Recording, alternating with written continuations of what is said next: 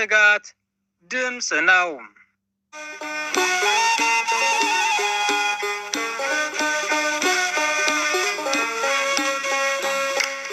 በስመ አብ ወወልድ ወመንፈስ ቅዱስ አሃዱ አምላክ አሜን።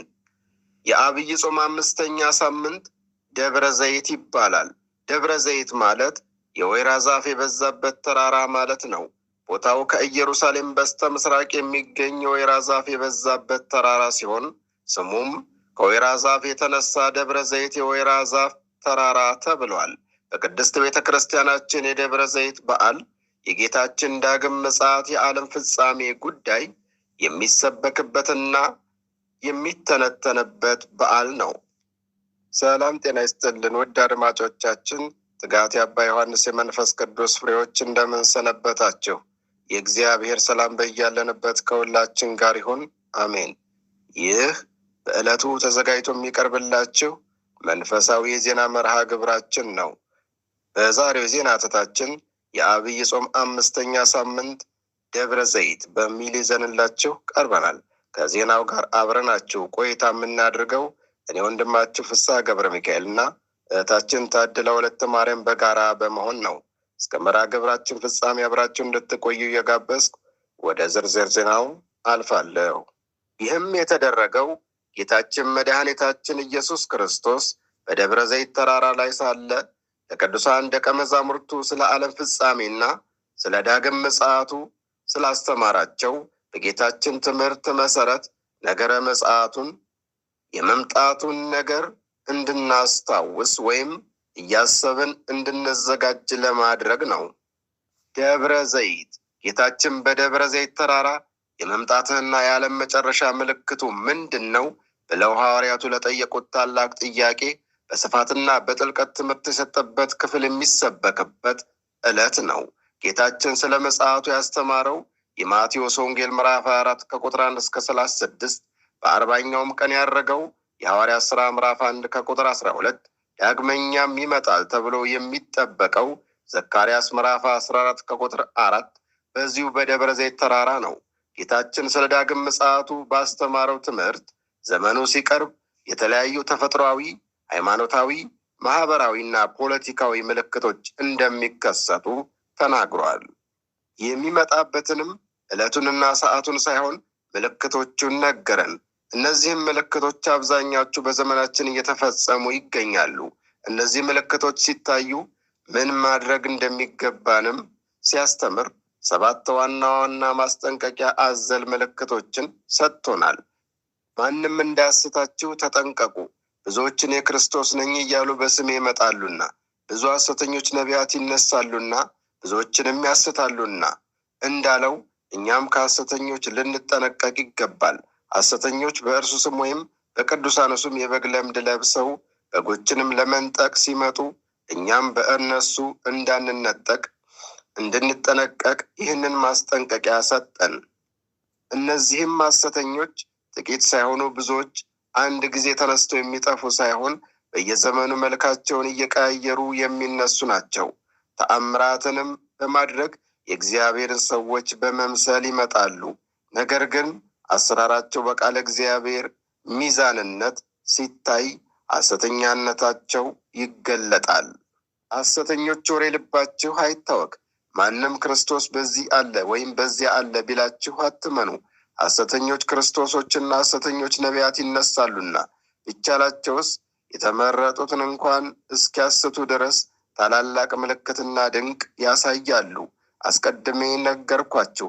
በበረሃ ነው ቢሏችሁ አትውጡ፣ በእልፍኝም ነው ቢሏችሁ አትመኑ በማለት የትንቢቱ መፈጸሚያ እንዳንሆን እንድንጠነቀቅ አስጠንቅቆናል። በሐሰተኞች ወሬና ተአምራት ምዕመናንን ከእውነተኛ እምነት ለማስወጣት ሐሰተኞች ይደክማሉ። እኛ ግን በሐሰተኞች ማጭበርበር ሳንደናገር እውነት የሆነ የእግዚአብሔርን ቃል ይዘን የክርስቶስን መገለጥ በተስፋ እንድንጠብቅ ታዘናል። ትንቢቱ ሊፈጸም የግድ ነውና አትደንግጡ። የታየው ምልክቱ እንጂ መጨረሻው አይደለምና አትደንግጡ። የጦርንም ወሬ ስትሰሙ ሕዝብ በሕዝብ ላይ መንግስትም በመንግስት ላይ ሲነሳ ስታዩ ረሃብም ቸነፈርም የምድርም መናወጥ ሲሆን አትደንግጡ፣ ይህ የመጀመሪያው እንጂ መጨረሻው አይደለምና። ይህ ሁሉ ሊሆን የግድ ነውና አትደንግጡ። ለመደንገጥ ነገሮችን በጥሞና ለመመርመር ይጠቅማልና አትደንግጡ አለን። መደንገጥ መረበሽ መፍትሄ አይሆንምና እነሆ አስቀድሞ ተነግሮናልና ምልክቶቹ ሲፈጸሙ መደንገጥ የለብንም። ትንቢቱ የሚፈጸሙት ጌታ ነገሮችን ቀድሞ ስለወሰናቸው ሳይሆን ቀድሞ ስላወቃቸው መሆኑን እናስተውል። ስለሆነም በትንቢቱ የተነገሩ ክፉ ነገሮች ሁሉ ሲፈጸሙ ማድረግ የሚገባንን ከማድረግ ይልቅ በሰነፍ እይታ ምን ይደረግ፣ ያው ትንቢቱ መፈጸሙ አይቀርም ብለን ራሳችንን በማስነፍ የክፋት ተባባሪ መሆን አለብን ማለት አይደለም። ይልቁንስ እንደ ደጋግ አባቶቻችንና እናቶቻችን የአቅማችንን ማድረግን እንደ በጎ አገልጋይ በጌታ ምጽአት ለመመስገን ክብርን ለማግኘት እንትጋ። የጥፋትን ርኩሰት በተቀደሰው ስፍራ ስታዩ ቀኑ እንደቀረበ አስተውሉ። ምልክቶቹ ሲታዩ ጊዜው እንደደረሰ አስተውሉ። ምሳሌውንም ከበለስ ተማሩ። ጫፏ ሲለሰልስ ቅጠሏም ሲያቆጠቁጥ ያን ጊዜ በጋ እንደቀረበ ታውቃላችሁ። ውድ አድማጮቻችን፣ ትጋት የአባ ዮሐንስ የመንፈስ ቅዱስ ፍሬዎች፣ እነሆ ዘገባችን እንደቀጠለ ነው። ቀጣዩን ዘገባ እህታችን ታድላ ወለተ ማርያም ታቀርብልናለች። በድጋሚ አብራቸውን ቆዩ።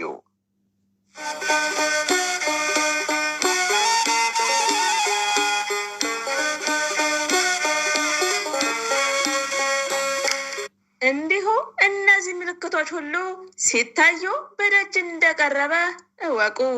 በደጅ ያለ ቶሎ መግባት ይችላልና። ይህንን ዓለም ምልክቶቹ ሲታዩ መስማትና ማየት ብቻ ሳይሆን ማስተዋልም እንደሚገባ ይህንን አስተማረን። የጥፋትን እርኩሰት በተቀደሰው ስፍራ ስናይ እንድናስተውል በንስሐም እንድንመለስ ታዘናል እንጂ ምን ይደረግ የዘመኑ ፍጻሜ ስለሆነ ለውጥ ማምጣት አንችልም በሚል የስህተት ምክንያት ራሳችንን እያታለልን የጥፋትን እርኩሰት በተቀደሰው ስፍራ መፈጸም የሚፈጽሙትንም መተባበር በጌታችን ግራ ቆመው ከሚፈረድባቸው ወገን ያደርገናልና በተቀደሰው ስፍራ በመንፈሳዊ አገልግሎት ከጥፋት እርኩሰት ልንርቅ የቀረቡትንም በትምህርትና በተግሳጽ ከጥፋታቸው ልናርቃቸው ይገባል። እስከ መጨረሻው የጸና ይድናልና። እስከ መጨረሻው ጽኑ። ለመከራ አሳልፈው ሲሰጧችሁ ሲገድሏችሁ ስለ ስሜም የተጠላችሁ ስትሆኑ በእምነታችሁ ጽኑ። ብዙዎች ሲሰናከሉ እርስ በርሳቸውም አሳልፈው ሲሰጣጡ ከአመፃ ብዛት የተነሳ ፍቅር ስትቀዘቅዝ በእምነታችሁ ጽኑ። ሐዋርያው ቅዱስ ጳውሎስም በጊዜውም ያለ ጊዜውም ጽናም ያለው ለዚህ ነው። ሁለተኛ ጢሞቴዎስ ምዕራፍ 4:2። በዚህ ወቅት መከራን መታገስ አስፈላጊም ሆኖ ሲገኝ መስዋዕትነትን በመክፈል ጽናትን ማረጋገጥ ይገባል። እስከ መጨረሻው በጽድቅ አገልግሎት የሚጸና በጌታ ምጽአት የክብር ትንሣኤ ይነሳልና። ሽሽታችሁ በክረምት ወይም በሰንበት እንዳይሆን ጸልዩ። ክረምት የቡቃያ እንጂ የፍሬ ዘመን አይደለምና በሃይማኖት ብቻ ሳላችሁ ምግባርን ሳትሰሩ ሞት እንዳይታዘዝባችሁ ጸልዩ። ሰንበትም ዕለተ ዕረፍት ናትና በዕረፍት ሳላችሁ ሞት እንዳይታዘዝባችሁ ጸልዩ። በሃይማኖት ሳላችሁ ምግባር ሳይኖራችሁ ብትወሰዱ መጨረሻችሁ መከራ ይሆናልና ጸልዩ። ክረምትና ሰንበት ለሽሽት አይመችም፣ መንገድና አቅጣጫ የሚያሳይ የለምና። ሽሽቱም ተራራ ወዳሉበት ወደ ረድኤተ እግዚአብሔር ወደ ቤተ ክርስቲያንና በምልጃቸው ወደሚረዱ ቅዱሳን ነው። መንፈሳዊ ምግባራትን መስራት የማንችልበት ጊዜ ሳይመጣ በጉብዝናችን ወራት እምነታችንን አጽንተን ጠብቀን በጎ ምግባራትን ሰርተን ጌታችን ሲገለጥ በምግባራቸው ከሚያመሰግናቸው ቅዱሳን ጋር እንድንቆም ልንተጋ ያስፈልጋል። የሰው ልጅ በማታስቡበት ሰዓት ይመጣልና ተዘጋጅታችሁ ኑሩ። ጌታችን ኢየሱስ ክርስቶስ ለቤዛ ዓለምና ለአርአያነት በተገለጠ ጊዜ አመጣጡ በአጭር ቁመትና በጠባብ ደረት ተወስኖ በትሕትና ነበር። ዳግመኛ የሚመጣው ግን በግርማ መለኮት በክበበ ትስብእት ነው። ስለዚህ የሰው ልጅ በማታስቡበት ሰዓት ይመጣልና ተዘጋጅታችሁ ኑሩ ብሎ አስተማረን። ያችን ቀን ከእርሱ በቀር የሚያውቃት የለም። በኖህ ዘመን እንደነበረው የእርሱን መምጣት እንደዚያ ይሆናል።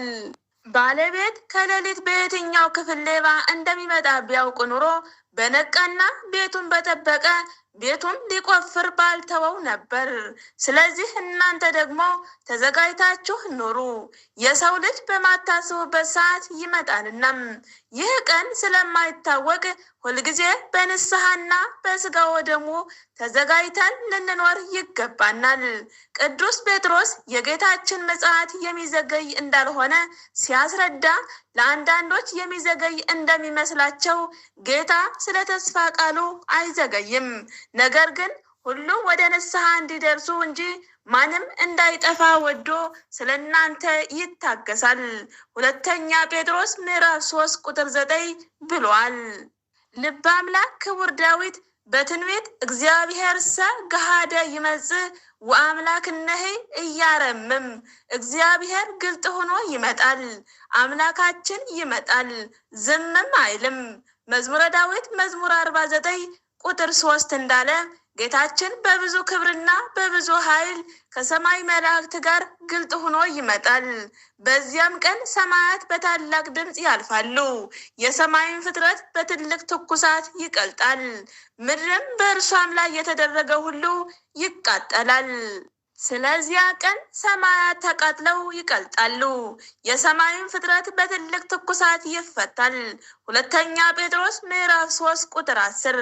በዚያን ጊዜ ከመጀመሪያው ሰው ከአዳም ጀምሮ እስከ መጨረሻው ሰው ድረስ ሁላችንም በሕይወተ ሥጋ በነበርንበት ጊዜያችን የሰራነውን ስራ ይዘን በፊቱ እንቀርባለን። ሁለተኛ ቆሮንቶስ ምዕራፍ 5 ቁጥር 10። ጌታችንም በጎ የሰሩትን ቅዱሳን በቀኙ ክፉ የሰሩትን ኃጥአንን በግራው ያቆማቸውና ፍርዱን ያስተላልፋል። የማቴዎስ ወንጌል ምዕራፍ 25 ቁጥር 31 እስከ ፍጻሜው። የወጉትም ያዩታል እንደተባለ ራዕየ ዮሐንስ ምዕራፍ 1 ቁጥር 7።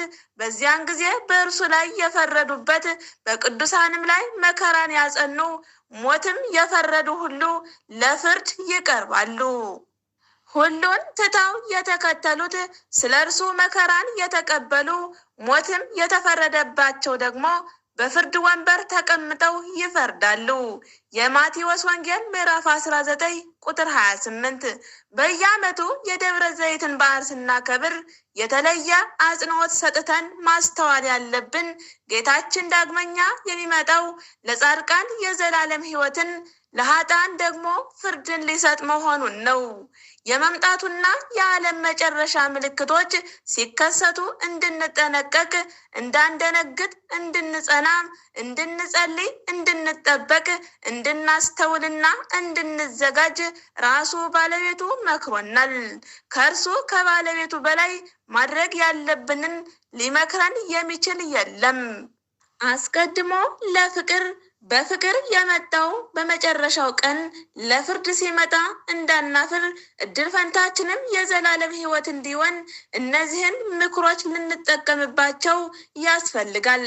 ቅዱስ ጴጥሮስ ነገር ግን ጽድቅ የሚኖርባትን አዲስ ሰማይና አዲስ ምድር እንደ ተስፋ ቃሉ እንጠብቃለን። ስለዚህ ወዳጆች ሆይ ይህን እየጠበቃችሁ ያለ ነውርና ያለ ነቀፋ ሆናችሁ በሰላም በእርሱ እንድትገኙ ትጉ። የጌታችንም ትዕግስት መዳናችሁ እንደሆነ ቁጠሩ። ሁለተኛ ጴጥሮስ ምዕራፍ 3 ቁጥር 13 እንዳለው እነዚህን ምክሮች የሕይወታችን መርህ አድርገን ይህችን ተስፋ ልንጠባበቅ ይገባል። ዛሬ ትላንት ሳይሆን ነገም ዛሬ ሳይሆን እኛ እያንዳንዳችን ራሳችንን መጠየቅ ያለብን መሰረታዊ ጥያቄ መሆን ያለበት የእርሱ መምጣት ለእኛስ ምን ይሆን የሚለው ነው። የዘላለም ሕይወት ወይስ የዘላለም ቅጣት? የእርሱ መምጫው የዓለም ፍጻሜ የእኛ መጠሪያችን ቀን ሲቀርብ ምልክቶችም ሲታዩ እነዚህን ምክሮች ልንፈጽም ይገባናል። እኛ እርስ በርሳችን መፋቀር ሲጠበቅብን ስንነቃቀፍ፣ ስለ ፍቅር እየተናገርን ጠብን ስንዘራ፣ የጽድቅ አውድ በሆነው በእግዚአብሔር ቤት እንቶ ፈንቶ ስናወራም፣ ታሪክ እያወራን አንዳች ሳንሰራም፣ ስለ አንድነት እየተናገርን በየደቂቃው ስንለያይ፣ በሐሰተኞች ወሬና በአስማተኞች ተንኮል ስንነዳ፣ ከውጭ ያሉትን ወደ እግዚአብሔር ቤት ማምጣት ሲጠበቅብን ከውስጥ ያሉትን ስናባርር፣ ለንስሐ የተሰጠን ዘመን ሳንጠቀምበት አልቆ ከፊቱ ቀርበን እንዳይፈረድብን ዛሬውኑ ሕይወታችንን በቃሉ እንቃኛትም፣ ወደ እርሱም እንቅረብ። እርሱም ሲመጣ ኑ የአባቴ ቡርካን እንዲለን በሕይወታችን እነዚህን ምክሮች ገንዘብ እናድርግ። ውድና ክቡራን አድማጮቻችን፣ ትጋት የአባ ዮሐንስ የመንፈስ ቅዱስ ፍሬዎች የተዋህዶ ልጆች ሆይ፣ እነሆ የዐቢይ ጾም 5ኛው ሳምንት ደብረ ዘይት ከሚለው የዜና ሀተታችን ብዙ ትምህርት እንዳገኛችሁበት ባለሙሉ ተስፋ ነን። ሰላም ወስብሐት ለእግዚአብሔር ወለወላዲቱ ድንግል ወለመስቀሉ ክቡር። ይቆየን። አሜን።